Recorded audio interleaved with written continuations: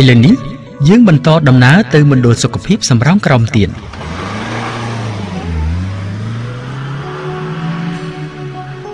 សេវារបស់មណ្ឌលសុខភាពសំរោងក្រោមគ្របដណ្ដប់លើសង្កាត់3គឺសង្កាត់គោករកាសំរោងក្រោមនិងត្រពាំងក្រសាំងដែលស្ថិតក្នុងខណ្ឌដង្កោរាជធានីភ្នំពេញលោកយីបូរីប្រធានមណ្ឌលសុខភាពសំរោងក្រោមមានប្រសាសន៍ថាចំណេះដឹងថ្មីនេះធ្វើឲ្យសហគមន៍មានការផ្លាស់ប្ដូរច្រើនមុនទីកោបង្រៀននឹងក្រោយទីកោបង្រៀនគឺយើងមើលឃើញខុសគ្នាឆ្ងាយគឺជាជនហ៊ានជួយសង្គ្រោះកាលមុនយើងហ៊ានទៅឈរមើលនេះតែឥឡូវយើងជួយសង្គ្រោះយើងចេះដូចថាឲ្យសញ្ញាដើម្បីដាក់ការពារជនរងគ្រោះដើម្បីកុំឲ្យមានគ្រោះថ្នាក់ហើយមានគ្រោះថ្នាក់មួយជាន់ទៀតហើយវិធីពុះចាប់ឆ្កែខាំវិញគាត់កែពីទម្លាប់ចាស់មកទម្លាប់ថ្មីវិញទម្លាប់ចាស់គាត់យកអាចគោយកទៅបិទទម្លាប់ថ្មីឆ្កែខាំគឺគាត់លាងមកលបស្អាតហើយគាត់បញ្ជូនទៅកន្លែងដែលគេមានវ៉ាក់សាំងចាក់តាមការពារជំងឺឆ្កែខាំបានប្រយោជន៍និយាយរួមចំណេះដឹងជួយសហគមន៍យើងទាន់ពេលវេលាព្រោះសភាពការនោះវាកើតឡើងភ្លាមឆ្ងាយពីមណ្ឌលសុខភាពឆ្ងាយពីមន្ទីរពេទ្យសំខាន់គាត់ក្លាហានគាត់ស្គាល់ឡានពេទ្យកាលមុនយើងអត់ហ៊ានហៅឡានពេទ្យទេឥឡូវមានបញ្ហាវិញគាត់ហ៊ានហៅឡានពេទ្យឆ្លើយម្ដងគុណដែរដែលអង្គការទីកោបានជួយឲ្យវិជាជនយើងចេះដឹងគេឲ្យលុយយើងចាយបានមួយថ្ងៃពីរថ្ងៃក៏តែគេឲ្យចំណេះមកយើងចេះរហូតហ្មងជួបជាមួយអ្នកភូមិដែលបានយកចំណេះដឹងទៅអនុវត្តជាក់ស្ដែងលោកសខនមេភូមិស្ដីទីនិងជាអ្នកស្ម័គ្រចិត្តសុខភាពភូមិអក្សរសង្កាត់ត្រពាំងក្រសាំងនិយាយថាកាលពីមុនលោកមិនចេះទាល់តែសោះវិធីជួយសង្គ្រោះបន្ទាន់បឋមដល់អ្នកជំងឺឬអ្នករងគ្រោះសូម្បីតែរឿងកំពេចកំប៉ុកដែលជាគ្រោះថ្នាក់ចៃដន្យនៅក្នុងរង្វង់គ្រួសារដូចជារលាកភ្លើងធ្លាក់បាក់ដៃបាក់ជើងលោកយល់ថាចេះជំនាញសង្គ្រោះបន្ទាន់បឋមពីអង្គការទីកោ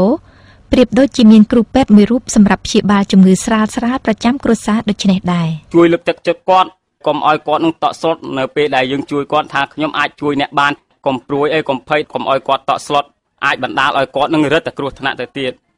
បើមានប្រយោជន៍សារៈសំខាន់ណាស់ដើម្បីជួយសង្គ្រោះមនុស្សជាបឋមបាទចង់សូមសំណូមពរដល់អង្គការទីកោនឹងជួយពង្រឹង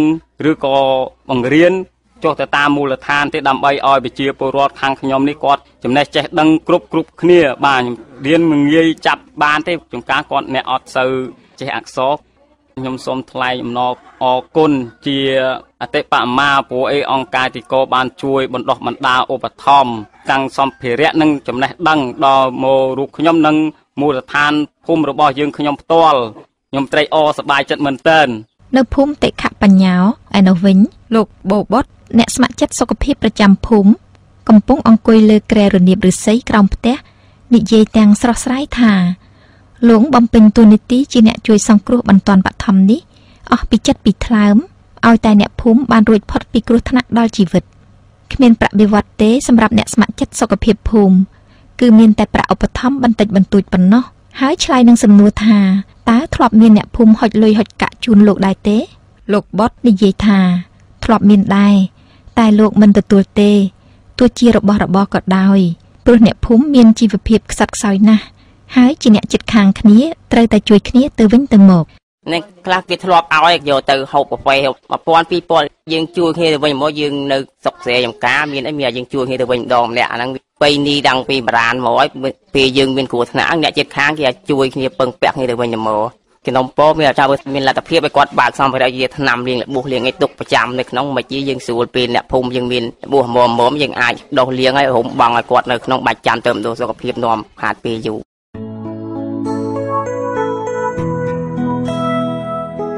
តើអ្នកភូមិបានប្រើប្រាស់ចំណេះដឹងទាំងអស់នោះដូចម្តេចដែរអ្នកស្រីសុផលនៅភូមិតិខបញ្ញោធ្លាប់ឆ្កែខាំហើយអ្នកស្រីបានយកបាយកកនិងខ្ទឹមសបិទលើស្នាមឆ្កែខាំនោះរួចទៅមណ្ឌលសុខភាពចាក់ថ្នាំតេតាណូសអ្នកស្រីថាកាលនោះអង្គការទីកោមិនទាន់ចុះមកផ្សព្វផ្សាយពីវិធីសង្គ្រោះបន្ទាន់បឋមនៅពេលមានគ្រោះថ្នាក់ផ្សេងនៅឡើយទេទើបអ្នកស្រីធ្វើដូច្នេះឥឡូវនេះបើមានរឿងបែបនោះទៀតអ្នកស្រីនឹងសម្អាតមុខរបួសដោយទឹកស្អាតហើយស្រូតរូតទៅមណ្ឌលសុខភាពដើម្បីចាក់ថ្នាំតេតាណូសនិងឆ្កែឆ្កួតសម្រាប់ជីវិតខ្ញុំយើងអាចដឹងខ្លះមិនដូចពីមុនមកយើងអត់ដឹងដូចថាគ្រោះថ្នាក់ឆ្កែខាំអញ្ចឹងបានរៀនមុននឹងយើងនេះយើងត្រូវលាងទឹកឲ្យបានស្អាតសិនហើយយើងត្រូវទៅពិគ្រោះជាមួយគ្រូពេទ្យហើយចាក់ថ្នាំបង្ការជំងឺឆ្កែឆ្កួតឬក៏តេតាណូស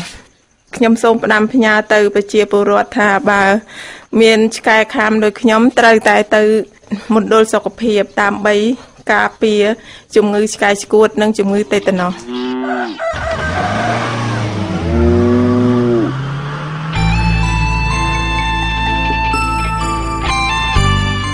តើគម្រោងនេះទទួលបានលទ្ធផលជាផ្លែផ្កាប៉ុណ្ណាហើយ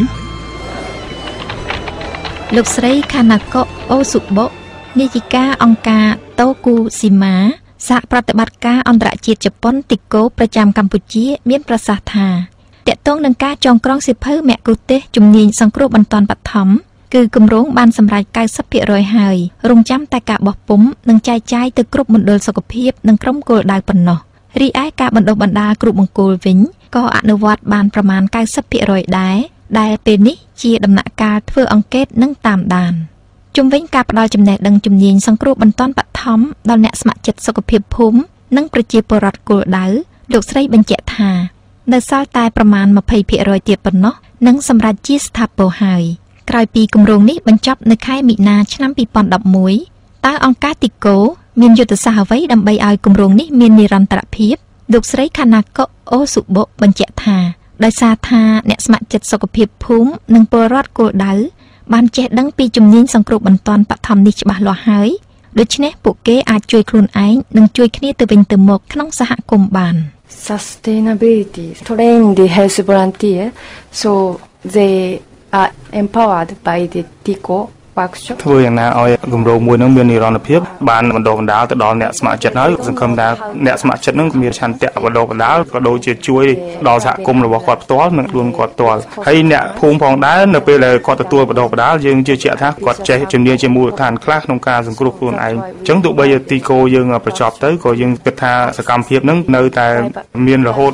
លំបាកក្នុងការផ្លាស់ប្ដូរទម្លាប់បុរាណរបស់គាត់ដូចថាពីមុនមកបើសិនជាគាត់មានរលាកគាត់តែនៅប្រើដូចទឹកត្រីទឹកស្អ៊ីវអីផ្សេងៗនឹងហើយបើសិនជាមុតគាត់ច្រើន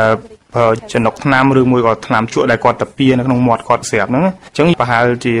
ពិបាកផ្លាស់ប្ដូរទម្លាប់របស់គាត់ភ្លាមប៉ុន្តែយើងអាចផ្លាស់ប្ដូរទម្លាប់គាត់ពីមួយជំហានទៅមួយជំហានអញ្ចឹងថ្ងៃណាមួយយើងនឹងអាចកែប្រែបាន Maybe it take a time to change their mind it's a step by stepត្រីភ្នំពេញហើយសែនសប្បាយទេសភាពទាំងឡាយឃើញស្រងពោព្រឹម